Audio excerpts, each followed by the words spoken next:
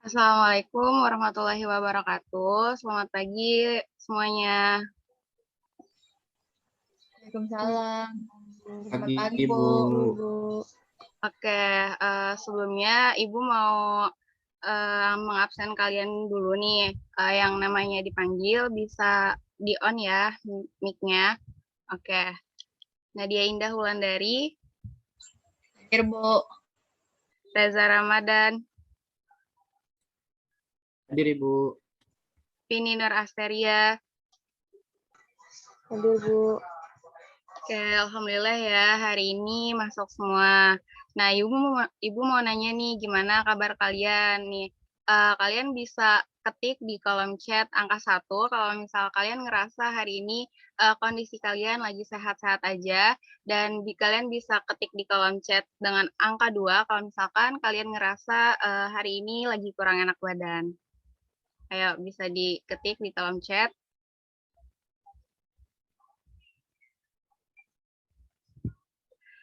Oke, pada ketik angka 1 semua nih. Wah, alhamdulillah ya, lagi dalam keadaan sehat semua.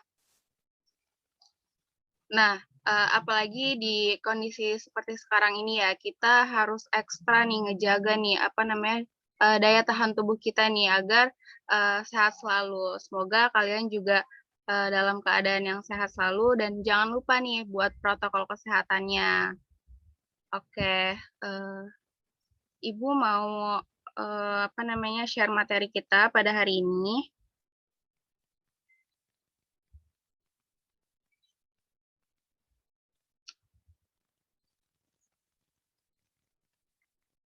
Apakah sudah terlihat?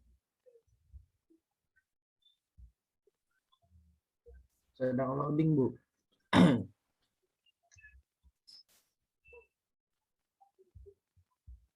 Sudah Bu. Oke. Nah, pada hari ini kita bakalan ngebahas tentang kesehatan dan keselamatan kerja, atau biasa kita singkat dengan K3 nih. Nah, sebelum memulai materi pada hari ini, Ibu mau ngasih tahu nih kompetensi dasar dari materi kita pada hari ini, yaitu menjelaskan konsep keselamatan, kesehatan, dan keamanan kerja, serta jenis-jenis bahaya atau kecelakaan kerja yang bisa terjadi di tempat kerja. Dan yang kedua, ini menentukan jenis bahaya dan kecelakaan di tempat kerja. Nah, pokok bahasan pada hari ini, yang pertama itu ada pengertian, peran, dan tujuan K3.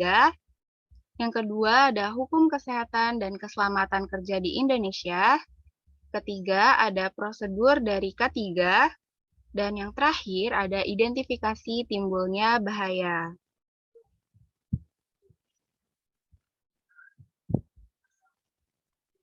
Nah, sebelumnya ada yang tahu gak nih, apa sih K3 itu? Saya Bu, Ya, kesehatan Vini. dan keselamatan kerja. Oke, ya. Itu tadi yang disebutin Vini nggak salah juga ya, itu kepanjangan dari K3. Nah, sebelum Ibu bahas lebih lanjut, kalian bisa fokus dulu untuk memperhatikan materi yang akan Ibu sampaikan, dan kalian bisa menyiapkan buku catatannya ya. Oke. Nah, apa sih K3 itu? Nah, di sini K3 adalah bidang yang terkait dengan kesehatan, keselamatan, dan kesejahteraan manusia yang bekerja di sebuah institusi maupun lokasi proyek. Nah, di sini kesehatan dan keselamatan kerja ini memiliki beberapa aspek, yaitu salah satunya ini ya, fungsi kesehatan dan juga keselamatan kerja. Yang pertama ini, Ibu akan bahas tentang fungsi dari kesehatan kerja, di mana pada fungsi ini kita itu harus mengidentifikasi dan melakukan penilaian terhadap resiko dan juga bahaya kesehatan di tempat kerja. Dan yang kedua, kita itu harus memberikan saran terhadap perencanaan dan perorganisasian dan praktik kerja, termasuk pada desain tempat kerjanya. Nggak mungkin kan, misal ada desain dari tempat kerjanya tuh agak sedikit membahayakan para tenaga kerjanya. Nah, mungkin kita bisa memberikan saran nih terhadap desain dari tempat kerjanya, mungkin dibuat lebih aman. Dan yang ketiga, ini kita dapat memberikan saran, informasi, pelatihan, dan edukasi tentang kesehatan kerja dan juga alat pelindung diri. Yang keempat ini, kita juga di sini harus memantau kesehatan para pekerja sebagai para pemilik organisasi atau sebuah perusahaan. Memantau kesehatan para pekerja ini salah satu hal yang sangat penting gitu dalam kegiatan sehari-hari, karena nggak mungkin kan, apalagi kayak kondisi sekarang ini nih, kalau kita nggak mantau dengan baik, misal ada salah satu pekerja kita yang terpapar, pastinya bakalan menularkan ke yang lainnya. Yang kelima, ini terlibat dalam proses rehabilitasi pekerja yang mengalami sakit atau kecelakaan kerja. Dan yang keenam, mengelola P3K dan tindakan darurat lainnya. Selanjutnya, di sini ada fungsi keselamatan kerja, yang mana yang pertama ini antisipasi. Kita itu harus bisa mengidentifikasi dan juga evaluasi kondisi dan praktek yang dapat membahayakan keselamatan para pekerjanya. Dan yang kedua ini, membuat desain pengendalian dari bahaya, metode, prosedur, dan juga program. Nah, hal ini tuh juga sangat penting ya, di mana jika terjadi suatu hal yang bahaya gitu di lingkungan tempat kita bekerja, nah kita ini dapat membantu gitu, karena seenggaknya kita itu sudah mengerti gitu pengendalian dari bahaya, metode, dan juga prosedur-prosedurnya. Dan yang ketiga ini, menerapkan, mendokumentasikan, dan menginformasikan rekan lainnya dalam hal pengendalian bahaya dan program pengendalian bahaya. Dan yang keempat, ukur atau periksa kembali keefektifan pengendalian bahaya dan program pengendalian bahaya. Oke, selanjutnya ada tujuan dari K3. Di sini, tujuan utama dalam penerapan K3 ini sebenarnya berdasarkan pada Undang-Undang Nomor 1 Tahun 1970 tentang keselamatan kerja. Di antara lainnya yaitu, yang pertama ini, melindungi dan menjamin keselamatan setiap tenaga kerja dan orang lain di tempat kerja. Ya, kita sebagai pemilik perusahaan nggak cuman melindungi atau menjamin keselamatan setiap tenaga kerja doang nih, tapi orang-orang atau yang berada di sekitar tempat kerja kita itu juga harus dilindungi dan kita jamin atas keselamatannya. Nah, yang kedua ini kita harus menjamin setiap sumber produksi dapat digunakan secara aman dan efisien. Sebagai contoh, misal di pabrik ya, di pabrik itu pastinya terdapat mesin-mesin ya. Nah, sebagai pemilik dari pabrik tersebut, kita pun harus gitu menjamin dan memeriksa gitu bahwa setiap sumber produksi atau mesin-mesin yang kita gunakan itu dapat digunakan secara aman dan juga efisien. Dan yang ketiga, yaitu meningkatkan kesejahteraan dan produktivitas nasional. Oke, lanjut. Selanjutnya ini ada hukum kesehatan dan keselamatan kerja di Indonesia.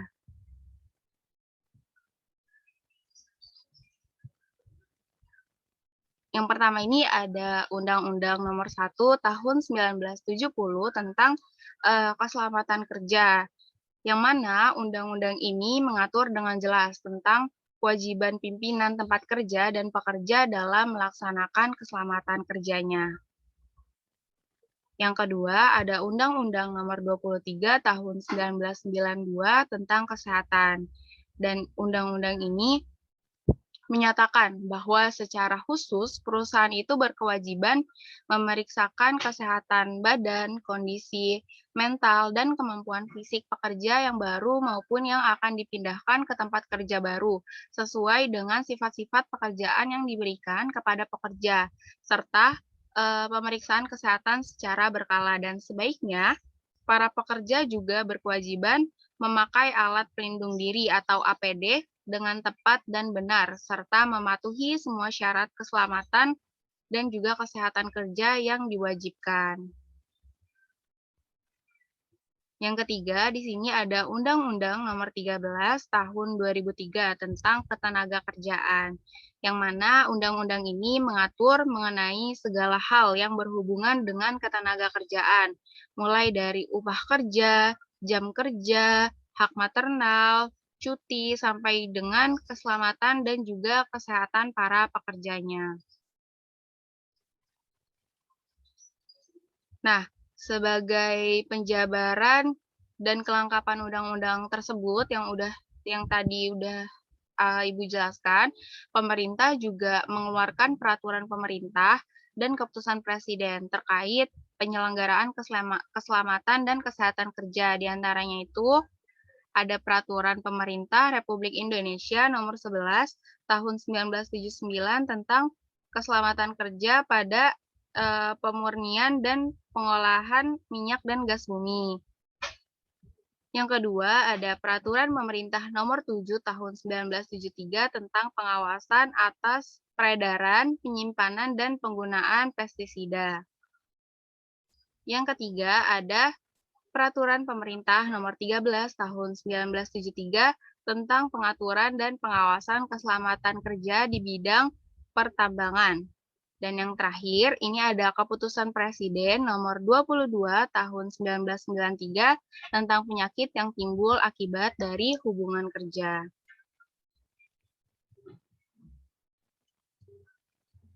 Nah, selanjutnya itu ada prosedur K3. Apa sih prosedur K3 itu?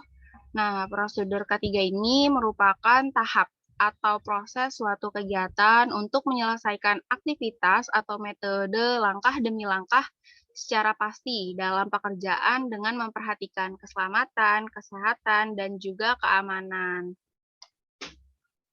Dan di sini pengusaha atau perusahaan harus melakukan prosedur bekerja dengan aman dan tertib. Caranya gimana sih? Nah, caranya di sini yang pertama, pengusaha atau perusahaan itu harus menetapkan standar K3-nya sendiri. Yang kedua, perusahaan itu harus menetapkan tata tertib yang harus dipatuhi oleh setiap tenaga kerjanya. Yang ketiga, di sini perusahaan itu harus menetapkan peraturan-peraturan ya. Sama sih, hampir sama dengan tata tertib ya, yang mana harus dipatuhi juga oleh setiap tenaga kerjanya. Yang keempat, mensosialisasikan peraturan dan perundang-undangan K3 ini kepada seluruh tenaga kerja agar seluruh tenaga kerja ini tahu loh peraturan dan undang-undang K3 yang berlaku di perusahaan tersebut itu apa saja. Dan yang terakhir di sini memonitor pelaksanaan peraturan-peraturan. Nah, selanjutnya Ibu akan ngebahas tentang mengidentifikasi timbulnya bahaya. Sebelum Ibu menjelaskan lebih lanjut tentang mengidentifikasi timbulnya bahaya, apa sih pengertian dari timbulnya bahaya?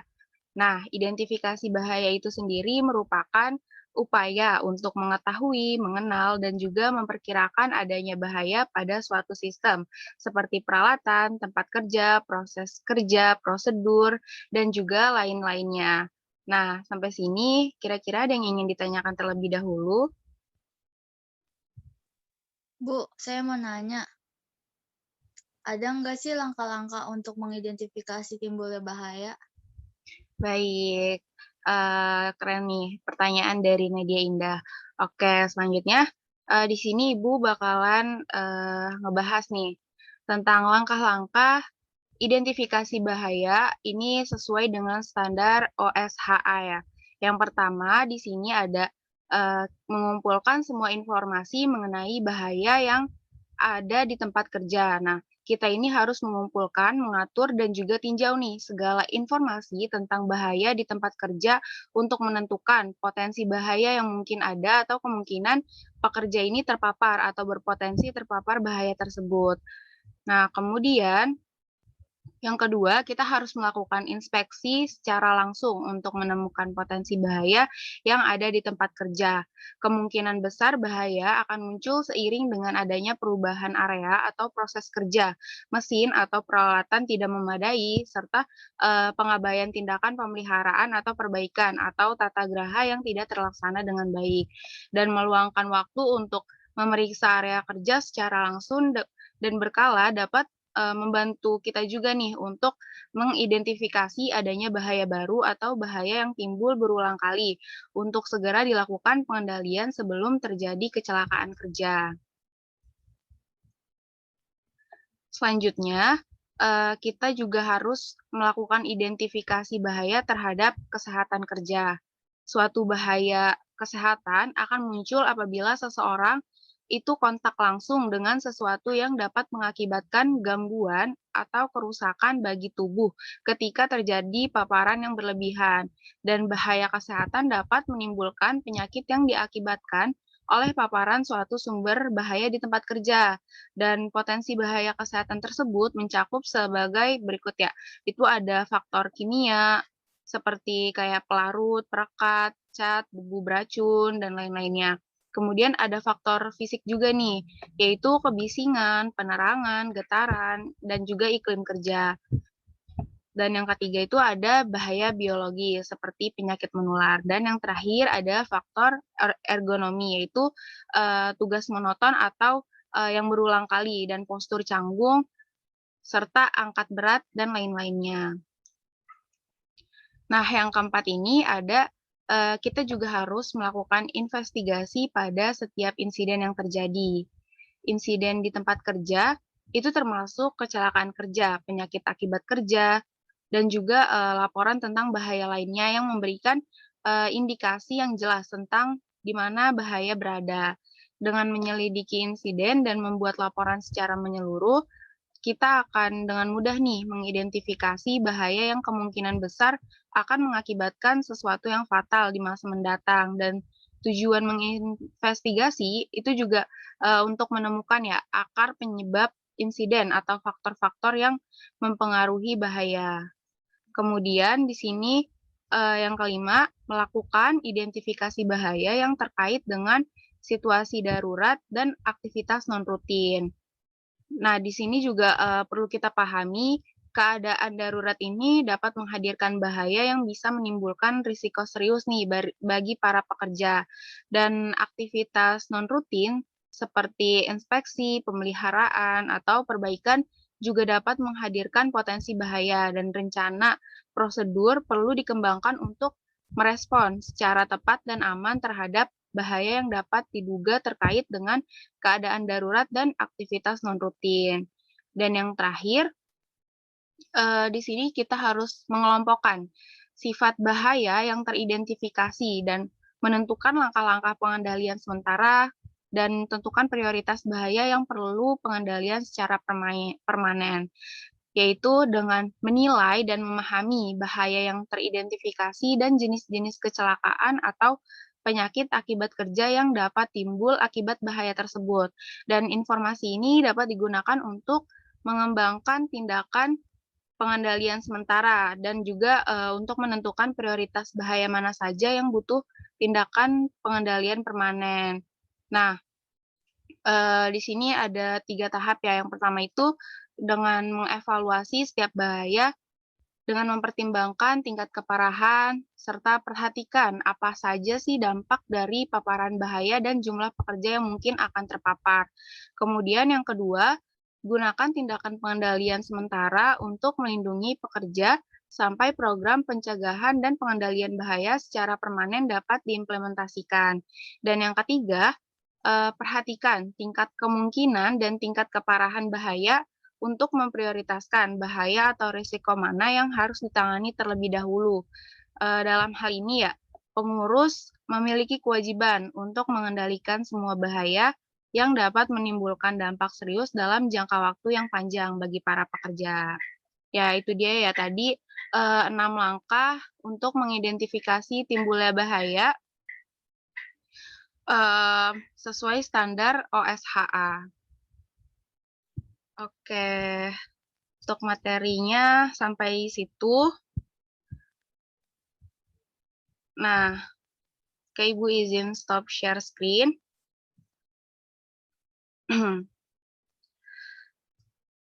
Oke, itu dia ya tadi untuk materi kita pada hari ini. Selanjutnya, Ibu mau nanya nih, ada yang mau gak nih jadi relawan buat menyimpulkan materi kita pada hari ini? Ibu, saya mau menyimpulkan.